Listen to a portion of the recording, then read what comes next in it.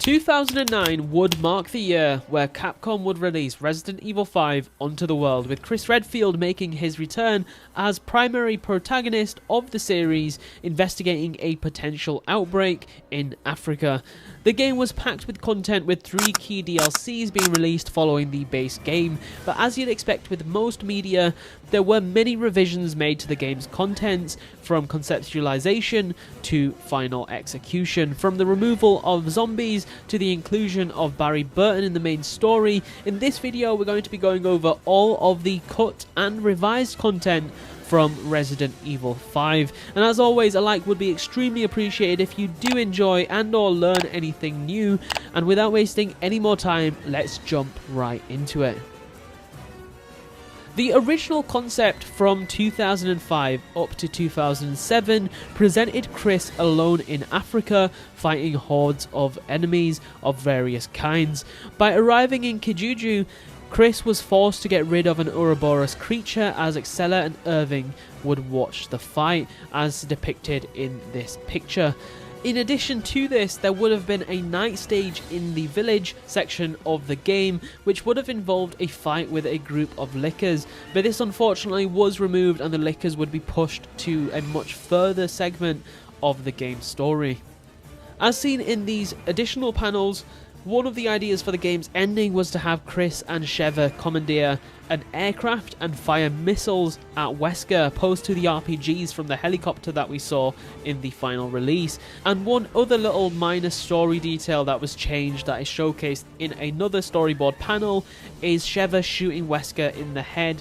And this was in the segment before they boarded the plane, right towards the end of the game, in that little dark area where you're having to repeatedly turn off the lights to inflict some damage on Wesker while his sight is impaired. There were of course many details changed for individual characters as well, such as Chris being the only playable character in the main game. This of course later on was changed for Sheva to become a scripted NPC partner to tag along, and also of course a playable partner if you have someone in co-op. And his muscles were also increased in size between the 2005 trailer and its 2007 remake of the same said trailer. As for Sheva, she was actually originally not supposed to be a BSAA operative, but instead a member of the local Kijuju militia. She would later meet Chris at some point in the game and reappear several other times, probably similar to how Josh would appear throughout the game. At some point during the story, Sheva would have been kidnapped by Excella and her men, but of course a lot of the ongoing story after this point was changed due to of course Sheva becoming Chris's partner, and instead she would accompany him throughout his entire mission in the release version. And then we move on to Jill Valentine, who at one point in the development would be still in her capsule and found by Chris and Sheva in the Tricell facility. This was rejected in favour of having Jill serve Albert Wesker as a brainwashed puppet, and this early idea was hinted at in the 2007 trailer of the game, showing Jill opening her eyes in what appears to be a capsule at the end of the trailer. And there was also audio for Jill that was cut, indicating this to be the case. And then we have Excella, whose appearance is very different from her final appearance, and she was actually supposed to be a blonde-haired woman in a pink skirt and shirt with a belt. And in addition to this, her hair also would have been down, unlike the final release. Excella was not intended to be the CEO of Tricell at the time either, with the CEO being an unnamed man, and she would have been his secretary and also have witnessed his death from the hands of Albert Wesker from behind. As previously mentioned, Excella would have been involved in the capturing of Sheva and was also intended to be killed by a tyrant, which would have impaled her chest in good old Resident Evil fashion. And then we move on to Barry Burton, who of course was eventually included in the Mercenaries reunion, and of course go on to make a story implementation in 2015's Resident Evil Revelations 2. But in Resident Evil 5, there was a point where he was actually involved in the story, where at some point Tricell would release 10 to 15 El Gigantes into Kijuju as Chris and a BSAA team tried to escape the city, and Jill and Barry would have appeared as NPCs during this boss fight. Barry Burton was initially planned to appear at several other points too, backing up Chris and the BSAA, but unfortunately this was scrapped, as we all know. In addition to this, one little thing was that Irving was actually supposed to be playable at some point in the story, and a lot of people have speculated that maybe he was just supposed to be a part of the Mercenaries mode, but unfortunately we'll never know unless a developer comes outright and says what their original intention was for involving him as a playable character. But regardless, he was cut from the final release. And then we have Albert Wesker. Although largely having the same role as in the final game, Wesker did actually undergo some changes. The first of which being that, of course, he wouldn't have been the CEO of Tricell and instead a subordinate to the CEO, and of course would end up with him killing the CEO from behind in cold blood as Chris Redfield watches. In addition to this, Jill would have not been brainwashed and act as an unwilling accomplice to his plans, and instead have been solely used for research. In addition to this, the way he was defeated was slightly changed as well, as I mentioned earlier in the video with the storyboard panels, with Sheva shooting him in the head at one point with a handgun, and in another sequence, Wesker being caught in an inferno or maybe a volcano similar to the final release, and Chris and Sheva firing missiles at him from an aircraft instead of the RPGs, with Wesker of course looking very shocked that he's being shot at with a rocket. And it's also to be noted that Wesker was in human form during both of these times, implying that Wesker would have not infected himself with Ouroboros at all when fighting them. And like Jill, there was also some cut audio from Wesker's side indicating this to be the case. And then we move on to the enemies. So it turns out that enemies such as zombies were actually going to make an appearance in the game, as seen from the concept trailer back in 2005, and according to the Art of Resident Evil 5 book, they were confirmed to be quick T-virus type zombies, and they were also featured in an early tech demo of the game. Ouroboros was to be a common enemy type even fought at the start of the game, as mentioned in the storyboard panel right at the beginning of this video, and it turns out that the zombies were actually supposed to be implemented into the game alongside the Maginis that we had already in the final release, which would have been extremely cool, but unfortunately it didn't make the cut. And also there were going to be Maginis that would have spoken English, which I don't know if that would have been creepier or less creepy.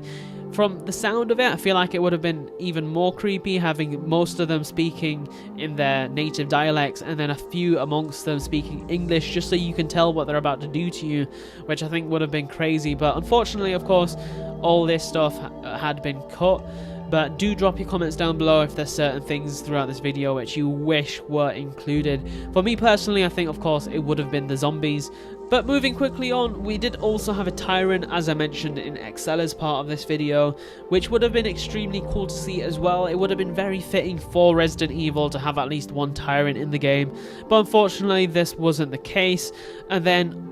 also, considering some concept art images, there was also supposed to be a zombie-like creature hiding in the sand, appearing only in desert levels, which were also scrapped stages.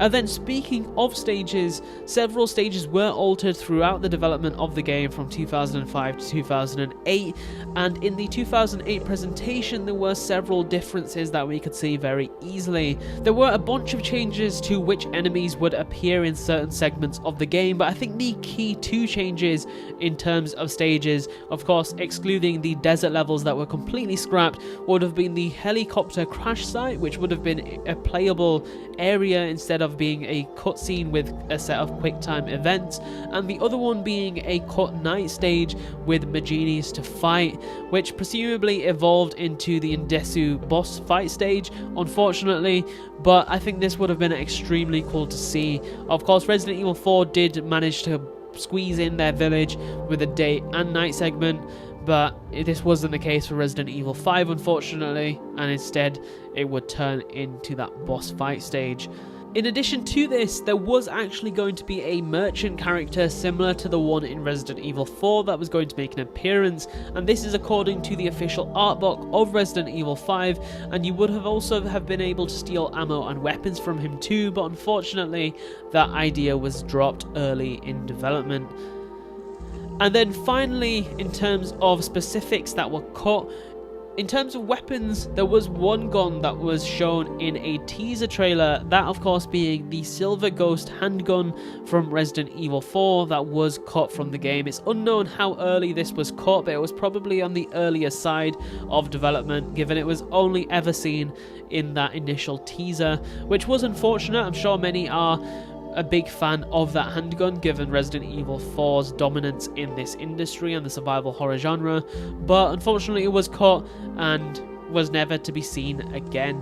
And then there were a few little changes and cuts from the DLCs that I mentioned way earlier in the video, the first of which being Lost in Nightmares, where there were dummy audios that indicated there was going to be a conversation between Jill and Chris, where Jill would tease Chris about the latter flirting with a younger co-worker. In addition to this, the teaser for the DLC storyline had scenes that were not included in the final version, such as Chris checking up on Jill shortly after Wesker's ambush, and them going back to back, as well as a scene where Jill nearly falls off a balcony being caught by Chris. The latter scene was partially reused as part of a teaser for Resident Evil Revelations. These were minor cuts and of course didn't change a whole lot in the story, but it would have definitely been cool to see Chris and Jill back to back in a scene, but unfortunately, of course, as with everything else in this video, it didn't make the final cut. And then finally, we have Desperate Escape,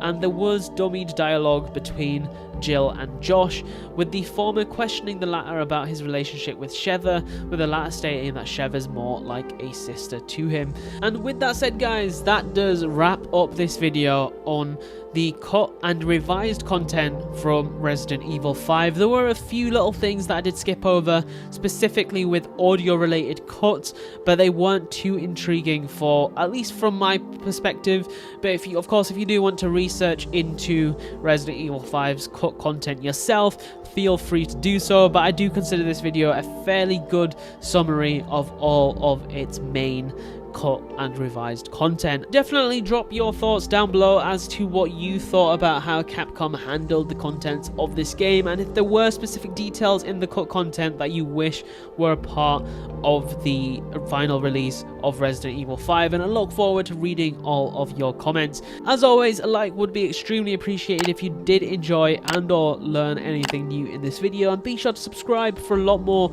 Resident Evil content. All of your support is extremely appreciated. Don't forget to join our Discord, link is at the top of the description. Thank you all so much for watching, and I'll see you all in the next one. Bye.